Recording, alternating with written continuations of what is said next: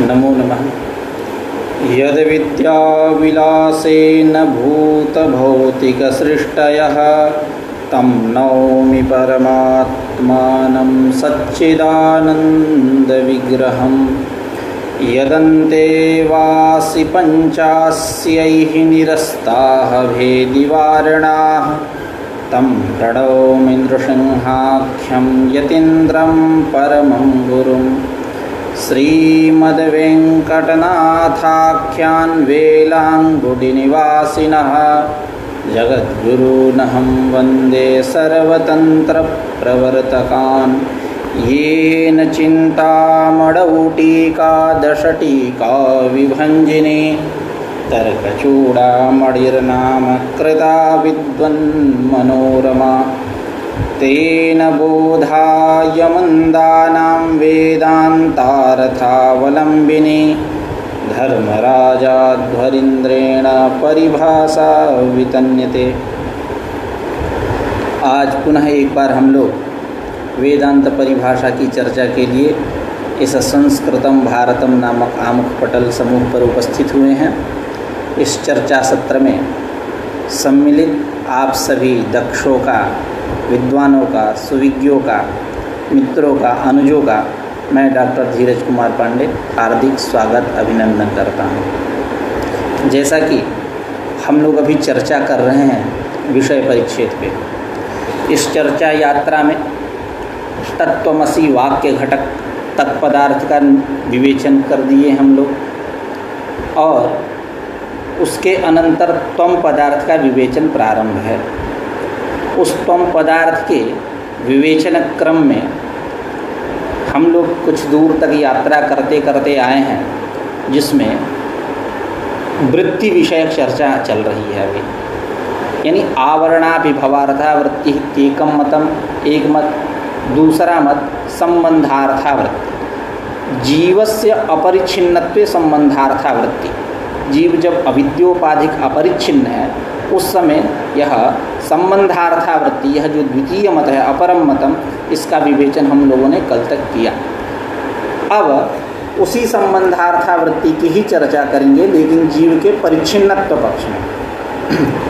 अभी तक जीव के अपरिच्छिन्नत्व पक्ष में चर्चा चल रही थी संबंधार्था वृत्ति की, अब चर्चा चलेगी जीव के परिच्छिन्नत्व पक्ष में। अर्थात जब अंतःकरणोपाधिक जीव होगा तो उसको हम बोलेंगे यह जीव जो है परिच्छिन्न है। इसी चर्चा को यहाँ ग्रंथकार कह रहे हैं। इदानीं परिच्छिन्नत्व पक्षे संबंधार्थकत्वं निरूप्यते। जब जीव परिच्छिन्न है उस समय वृत्ति कैसे संबंधार्था होगी, कैसे विषय का उस प्रमाता के साथ संबंध स्थापित करेगी, उसकी भूमिका क्या होगी, किस प्रकार से वो संबंध स्थापित करेगी, इसकी चर्चा ग्रंथकारेण निरूप्यते, ग्रंथकार के द्वारा निरूपित किया जा रहा है। इदानीं परिच्छिन्नत्व पक्षे यानी जीवस्य परिच्छिन्नत्व पक्षे संबंधार्थकत्वं निरूप्यते। तथा ही पद के द्वारा अब यहाँ ग्रंथकार कह रहे हैं। तथा ही अंतःकरणोपाधिकः जीवः, जब अंतःकरण उपाधि रहेगी, जब अविद्या उपाधि रही, माया उपाधि रही, तो वह जीव अपरिच्छिन्न था। जब अंतःकरण उपाधि रूप से रहेगा तो वहाँ जीव क्या होगा, परिच्छिन्न रहेगा। तस्य न घटादि उपादानता। तथा ही पद के द्वारा जीव के, पहले जीव का निर्वचन किए, जीव के विषय में बताया कि यह परिच्छिन्न कब होगा, तो अंतःकरणोपाधिका जीव है। यह जीव कैसा है, जैसा कि हम लोगों ने शुरू में भी चर्चा किया था, जब साक्षी का निरूपण कर रहे थे उस समय हम लोगों ने चर्चा किया था अंतःकरणावच्छिन्नम चैतन्यम जीवः, अंतःकरणोपहितम चैतन्यम जीव साक्षी। ऐसा मायावच्छिन्नम चैतन्यम ईश्वर, मायोपहितम चैतन्यम ईश्वर साक्षी। ऐसा करके धर्म में भेद है, धर्मी में भेद नहीं, ऐसा चर्चा हम लोगों ने किया। अब यहाँ जीव जब परिच्छिन्न है तब उस पक्ष में वृत्ति का संबंधार्थकत्व ग्रंथकार के द्वारा निरूपित किया जा रहा है। तथा ही अंतःकरणोपाधिकः जीवः तस्य न घटादि उपादानता, वह जीव जो है घट पट मट इत्यादि विषयों का उपादान कारण नहीं हो सकता। क्यों? क्यों उपादान कारण नहीं हो सकता? इसलिए उपादान कारणता कब जाएगी उसमें, जब विषय देश के साथ उसका संबंध हो। विषय देश के साथ संबंध हो यानी विषय के साथ संबंध हो। यह जो जीव है, जो अंतःकरणावच्छिन्न अंतःकरणोपाधिक जो जीव है, यह जीव घटादि का उपादान नहीं हो सकता, क्योंकि घटादि देश के साथ उसका कोई संबंध नहीं है। इसलिए संबंधाभावात् यह जीव घटादि का उपादान कारण होगा नहीं। तो कौन होगा घटादि का उपादान कारण? तो ब्रह्म ही इस घटादि का उपादान कारण होगा। आगे कह रहे हैं कि तस्य मायोपहितस्य सकल घटादि अन्वयित्वात्, वह जो ब्रह्म है, मायोपहित जो चैतन्य है, माया जहाँ उपाधि है वो मतलब उपधेय जो चैतन्य है, यानी उपधेय यानी माया रूप उपाधि से समलंकृत, जहाँ माया उपाधि बन रही है, उस मायोपहित जो चैतन्य है, तस्य मायोपहित चैतन्य से घटादि अन्वयित्वात्, वह घटादि के साथ अन्वयी है। इसलिए घटादि का उपादान कारण वही हो सकता, अन्य नहीं हो सकता। यह अंतःकरणोपाधिक जो परिच्छिन्न जीव है, यह घटादि का अधिष्ठान नहीं हो सकता। उसी को कह रहे हैं तस्य मायोपहितस्य सकल घटादि अन्वयित्वात्। सकल घटादि अन्वयित्वात् यानी सकल विषय अन्वयित्वात्, ऐसा इसका तात्पर्य है। अतएव ब्रह्मण सर्वज्ञता, इसीलिए ब्रह्म की सर्वज्ञता सिद्ध होती है। तथा च जीवस्य घटादि अधिष्ठान ब्रह्मचैतन्याभेदमंतरेण घटादि अवभाषा भावे प्राप्ते तदवभाषाय घटादि अधिष्ठान ब्रह्मचैतन्याभेद सिद्ध्यर्थम घटाद्याकारा वृत्ति ही स्थित। अब यहाँ घटाद्याकार वृत्ति की अपेक्षा होगी, मतलब वृत्ति चाहिए यहाँ। कैसे क्या कह रहे हैं कि जो यह जीव है, अंतःकरणोपाधिक जीव, तस् जीवस्य घटादि अधिष्ठान ब्रह्म चैतन्य, घटा अभी ऊपर कहे कि घटपट मठ इत्यादि विषयों का अधिष्ठान कौन होगा? वह जीव नहीं होगा, वह ब्रह्म होगा, क्योंकि सकल विषयों के साथ उसी का संबंध है, जीव का है नहीं।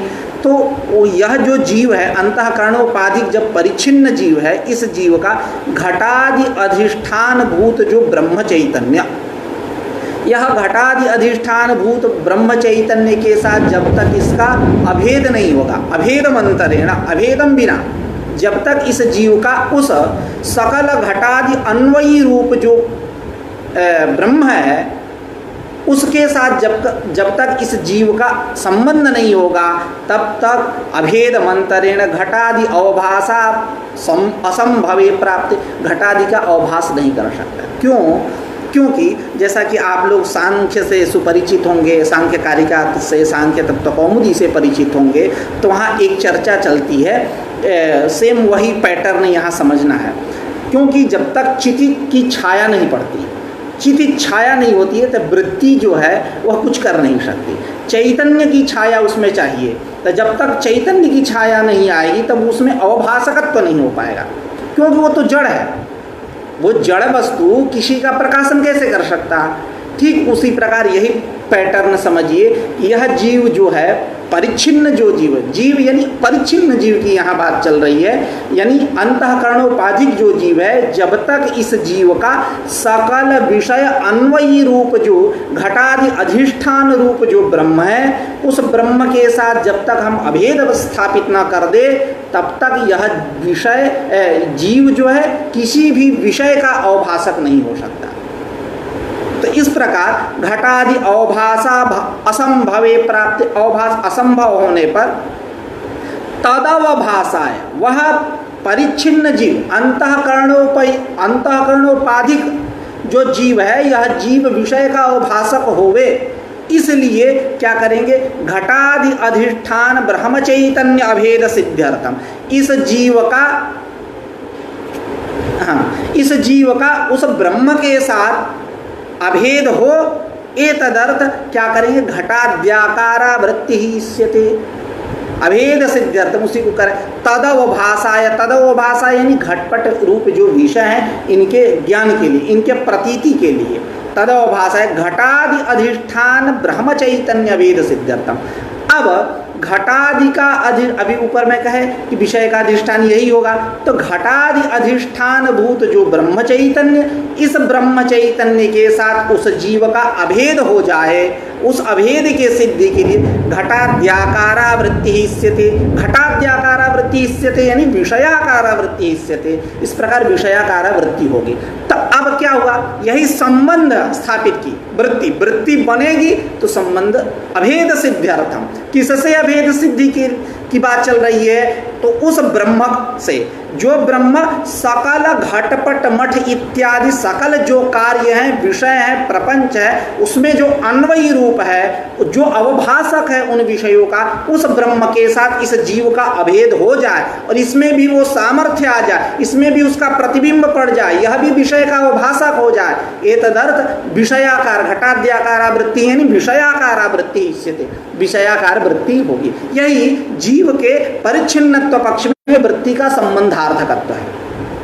अब यहाँ उसी बात को ग्रंथकार कह रहे हैं अपने शब्दावली में, इदानीं परिच्छिन्नत्व पक्षे संबंधार्थकत्वं निरूप्यते तथा ही अंतःकरणोपाधिकः जीवः तस्य न घटादि उपादानता, मतलब तादृशस्य जीवस्य परिच्छिन्न रूपस्य जीवस्य न घटादि उपादानता, क्यों घटादि देशासंभवात् देश असंबंधात् किंतु ब्रह्मैव घटादि उपादानम तस्य मायोपहितस्य सकल घटादि अन्वयित्वात् अतएव ब्रह्मणः सर्वज्ञता तथा च जीवस्य घटादि अधिष्ठान ब्रह्मचैतन्य भेदमंतरेण घटादि अवभाषा संभवे प्राप्ते तदवभाषाय घटादि अधिष्ठान ब्रह्म चैतन्य अभेद सिद्ध्यर्थम घटाद्याकारा वृत्ति इष्यते। अब यहाँ एक समस्या, पूर्व पक्ष कैसा हो रहा है यहाँ कि वृत्ति के द्वारा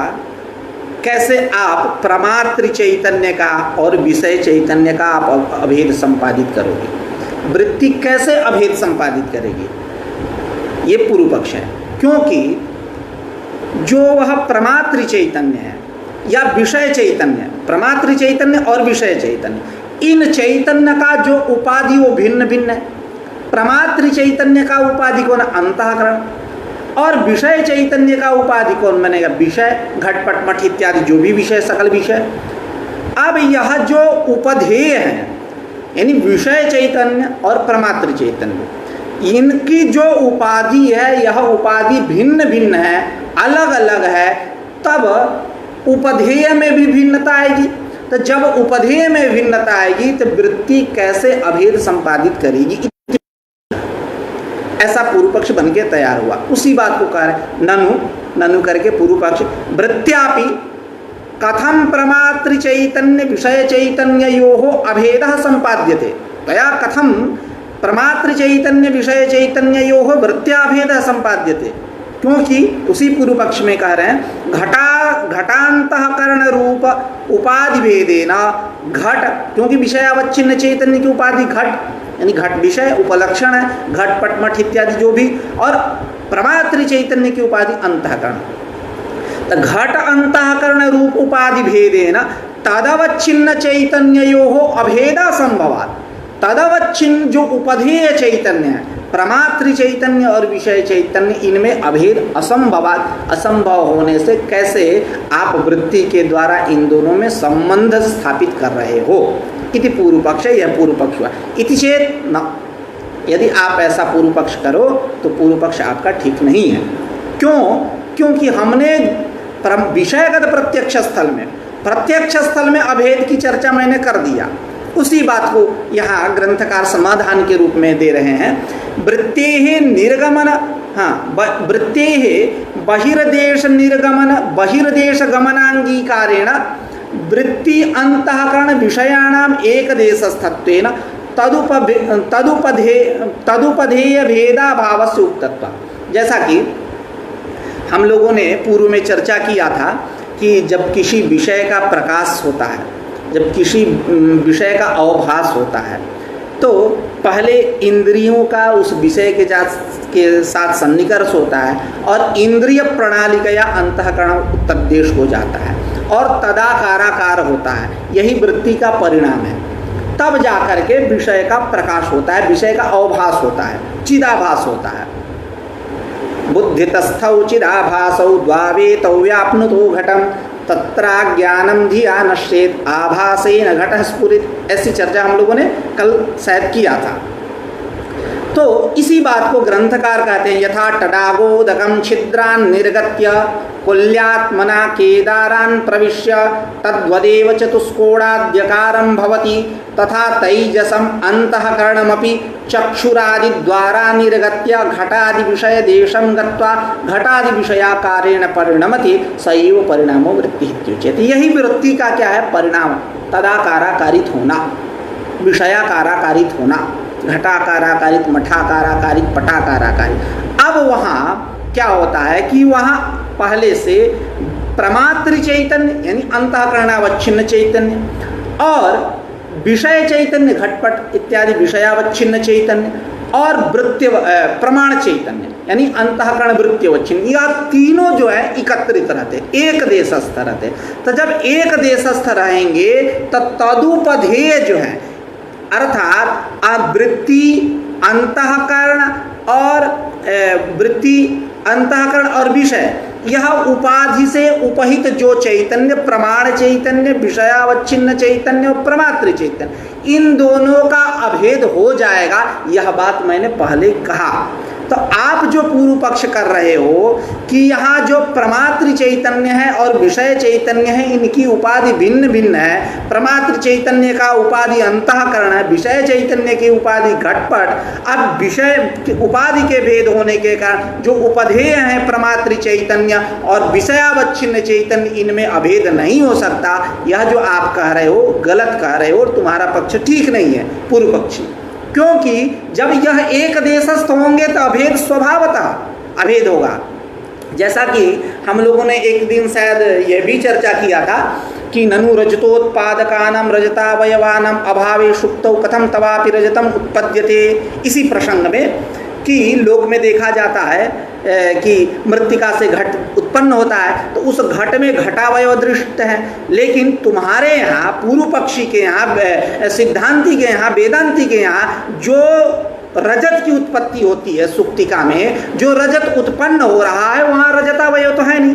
तब रजतावयव नहीं है तो कैसे तुम रजत की उत्पत्ति मानते हो? इसी प्रसंग में चर्चा चली थी। तो ग्रंथकार ने समाधान दिया था अद्वैत वेदांत की भावना से, वेदांत की वासना से नहीं, तत्र नहीं लौकिक सामग्री तत्र नहीं रजतोत्पादकानां रजतावयवानां सुप्तौ अभावे कथम तवापि रजतम उत्पद्यते इति चेत नहीं लोक सिद्ध सामग्री प्रातिभाषिक रजतोत्पादिका किंतु विलक्षण इव काच विलक्षणता वर्तते। तो कहते काच कामलादि दोष दूषित लोचनस्य पुरोवर्ती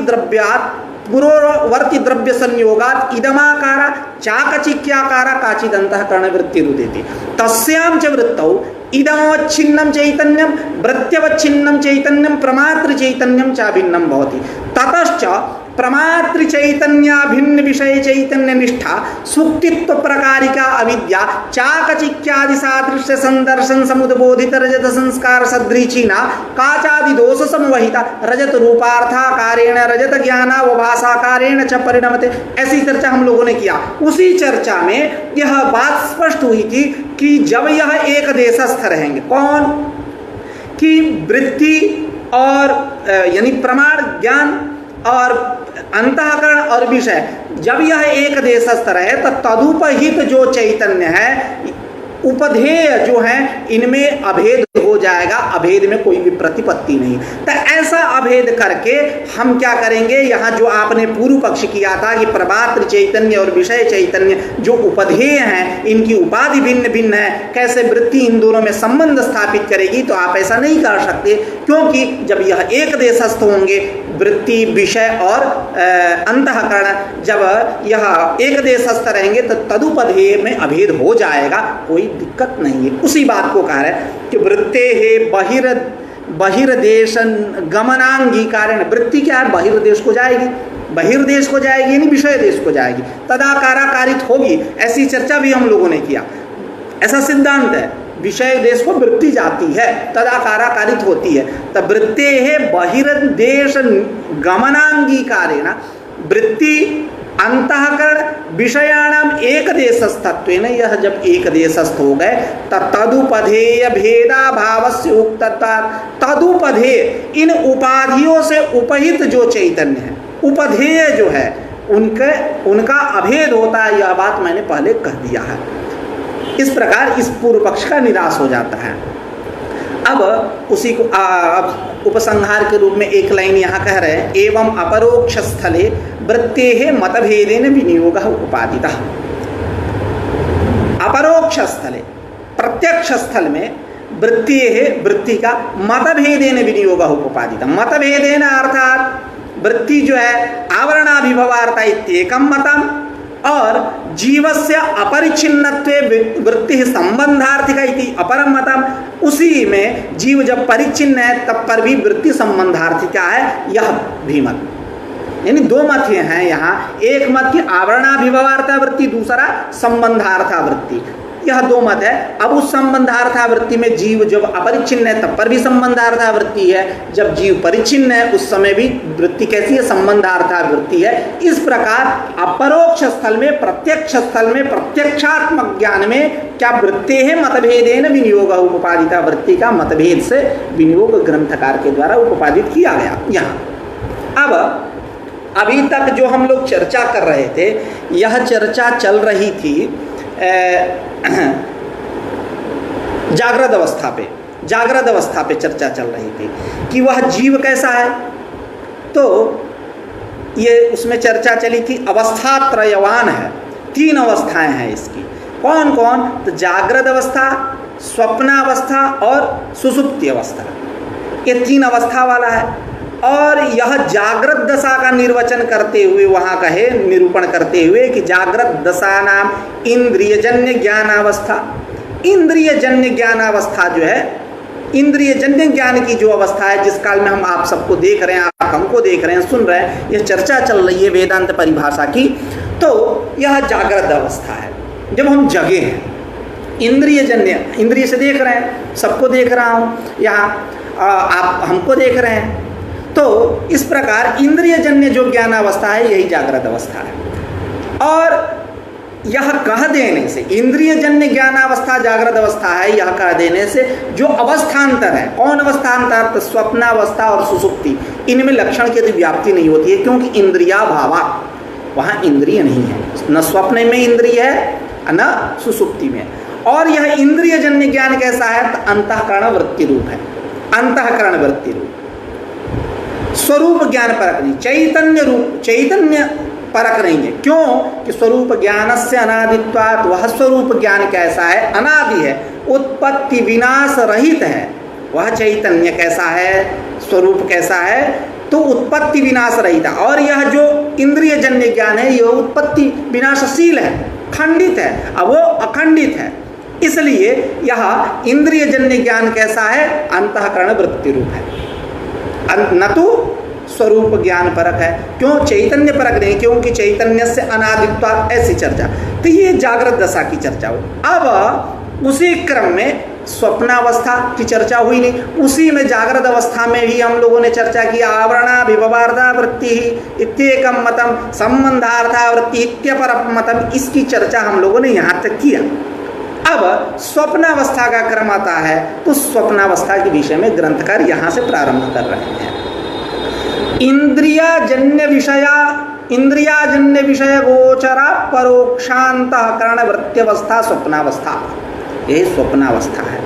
यानी अंतःकरण वृत्त्यवस्था, सीधे से शब्दों में कहें, अंतःकरण वृत्ति की अवस्था कैसी? तो इंद्रियाजन्य, इंद्रियाजन्य मतलब इंद्रिय से अनुत्पन्न, इंद्रिय से उत्पन्न न, क्योंकि स्वप्नावस्था में या सुषुप्ति अवस्था में इंद्रिया भावात ऐसा कहा गया, इंद्रिय नहीं रहती। तो इंद्रियाजन्य, इंद्रिय से अजन्य, विषय गोचर, यानी गोचर यानी प्रकाशक, ये भी अर्थ होता है, गोचर का अर्थ होता है विषय भी होता है, दोनों। तो इंद्रियाजन्य, इंद्रिय से अजन्य अनुत्पन्न जो विषय गोचर अपरोक्ष ज्ञान, विषयों का प्रकाशक जो अपरोक्ष ज्ञान, अपरोक्ष क्या, तो अंतःकरण की वृत्ति, उस अंतःकरण की वृत्ति की अवस्था को हम बोलते हैं स्वप्नावस्था, क्योंकि वहाँ इंद्रियां नहीं रहती, इसीलिए इंद्रियाजन्य यहाँ पद दिया गया। नहीं तो इंद्रियाजन्य पद नहीं देते तो क्या समस्या आ जाती, तो उसमें जागरण में दोष चला जाता, क्योंकि इंद्रियजन्य ज्ञानावस्था है वो। तो उसी को करें इंद्रियाजन्य, उसकी व्यावृत्ति करने के लिए जागरण को हटाना है, इसलिए इन्होंने लक्षण में केवल इतना इसका लक्षण है, अपरोक्ष अंतःकरण वृत्त्यवस्था, व्यावृत्ति करनी है जागृत की और स्वप्न की व्यावृत्ति करनी है, तो तत्त विशेषण यहाँ दे रहे हैं। तो अर्थ करते हैं एक बार, इंद्रियाजन्य, इंद्रिय से अनुत्पन्न, इंद्रिय से उत्पन्न जो न, ऐसा जो विषय का प्रकाशक अपरोक्ष अंतःकरण वृत्ति, उसकी अवस्था अंतःपरोक्ष अंतःकरण वृत्त्यवस्था जो है वही स्वप्नावस्था है। अब उसी आगे पदकृत्य की चर्चा करते हैं। जागृत अवस्था व्यावृत्त्यर्थम इंद्रियजन्येति, इंद्रियाजन्येति, जागृत अवस्था की व्यावृत्ति के लिए उसका ग्रहण न हो जाए, इसलिए यहाँ इंद्रियाजन्य कहा गया। अविद्यावृत्तिमत्याम सुसुप्तौ अतिव्याप्तिवारणाय अंतःकरणेति, सुसुप्ति में क्या होता है, वहाँ अविद्या को विषय करने वाली अविद्या की वृत्ति बनती है। सुसुप्ति में अंतःकरण की वृत्ति नहीं, अविद्या को विषय करने वाली अविद्या की वृत्ति बनती है, अविद्याकाराकारिक वृत्ति बनती है। इसलिए उसके व्यावृत्ति के लिए, सुसुप्ति के व्याप्ति के लिए यहाँ ग्रंथकार ने क्या कहा, अंतःकरणेति, कि इंद्रियाजन्य, इंद्रिय अनुत्पन्न विषय का प्रकाशक जो अपरोक्ष अंतःकरण वृत्ति अवस्था, अंतःकरण वृत्ति अवस्था, अंतःकरण की वृत्ति होनी चाहिए। सुसुप्ति में अंतःकरण की वृत्ति नहीं बनती है, कैसी वृत्ति बनती है, अविद्या की वृत्ति बनती है। इसलिए उसके अतिव्याप्ति वारण, वहाँ अतिव्याप्ति न हो, उस अतिव्याप्ति के वारण के लिए अविद्यावृत्तिमत्याम सुसुप्तौ, अतिव्याप्ति वारण है अंतःकरणेति।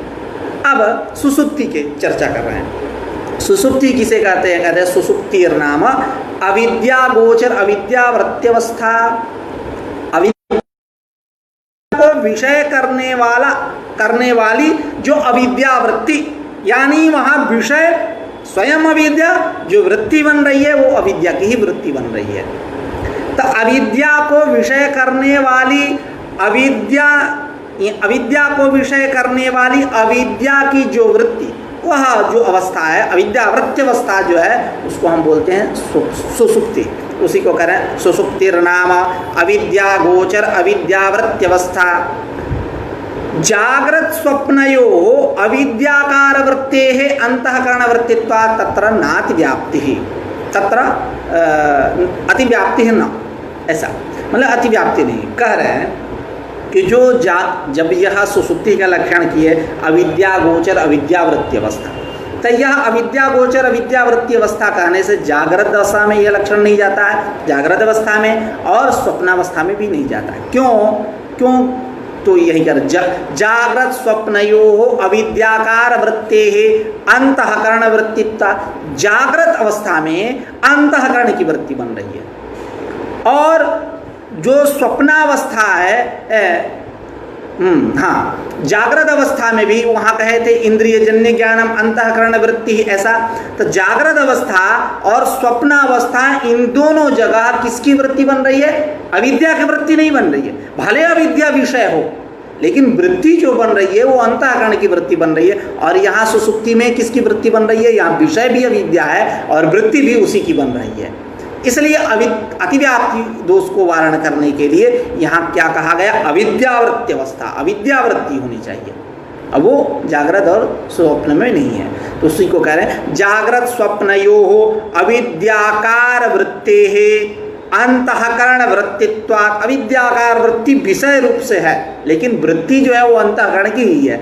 अविद्याकार वृत्तेः अंतःकरण वृत्तित्वात् न तत्र अतिव्याप्ति, अतिव्याप्ति नहीं है। इस प्रकार तीन अवस्थाओं का विवेचन किया गया ग्रंथकार के द्वारा, जागृत अवस्था, स्वप्नावस्था और सुसुप्ति अवस्था। अब यहाँ कुछ लोगों का कथन है, कुछ आचार्यों का कथन है कि जो मरण और मूर्छा है, यहाँ मरण और मूर्छा एक अवस्थांतर है, मतलब इन तीनों से हट के है। यानी न यह जागृत है, न यह स्वप्न है, न यह सुषुप्ति है, इन तीनों से हटके है।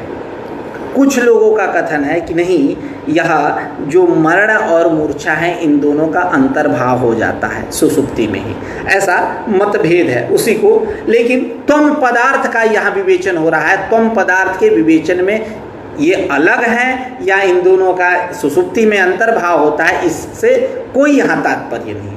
ऐसे ग्रंथकार अन्य आचार्यों के मत को रख दिया गया, क्योंकि अभी हम लोग त्वम पदार्थ का विवेचन कर रहे हैं। तत्त्वमसि वाक्य घटक त्वम पदार्थ, जो अपरोक्षत्व विशिष्ट चैतन्य, अल्पज्ञत्व विशिष्ट चैतन्य कह लीजिए, इसकी चर्चा करें। यहाँ त्वम पदार्थ के विवेचन में इनका कोई प्रयोग नहीं है, उपयोग नहीं है, कोई विनियोग नहीं है। इसीलिए ग्रंथकारः नात्र, इसे आगे कहेंगे कि तत्र तयोः अवस्थात्रय अंतर्भाव बहिर्भावयोः त्वं पदार्थ निरूपणे उपयोगाभावात् न तत्र प्रयत्यते।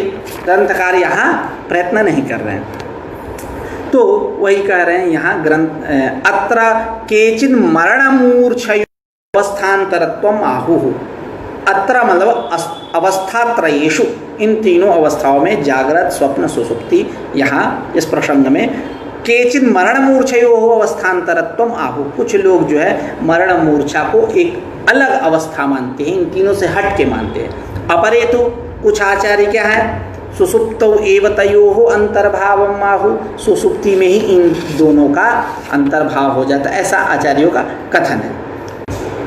आज नेटवर्क वीक है, इसलिए बीच बीच में रुक जाएगा, तो आप लोग कहीं नहीं जाइएगा, चर्चा करेंगे, देखते हैं, क्योंकि बारिश का मौसम है, बारिश हो रही है। खैर, तो तत्र तयोः अवस्थात्रय अंतर्भाव बहिर्भावयोः त्वं पदार्थ निरूपणे उपयोगाभावात् न तत्र प्रयत्यते। यानी तत्र तयोः अवस्थात्रय अंतर्भाव बहिर्भावयोः, इन दोनों का मरण और मूर्छा का अवस्थात्रय में अंतर्भाव हो या बहिर्भाव, अंतर्भाव। तो ये जो मरण और मूर्छा, जो कुछ लोग कह रहे थे कि ये अलग अवस्था है, कुछ लोग कहते हैं कि नहीं, इनका सुषुप्ति में ही अंतर्भाव होगा। तो इन दोनों का अंतर्भाव या बहिर्भाव जो है त्वम पदार्थ के निरूपण में कोई महत्व नहीं रखता, कोई उपयोग नहीं। उपयोग ग्रंथकार के द्वारा यहाँ कुछ विशेष आयास नहीं किया जा रहा है इस विषय में। अब करें तस्य च मायोपाध्यपेक्षया एकत्वम अंतःकरणोपाध्यपेक्षया च नानात्वं व्यवह्रियते।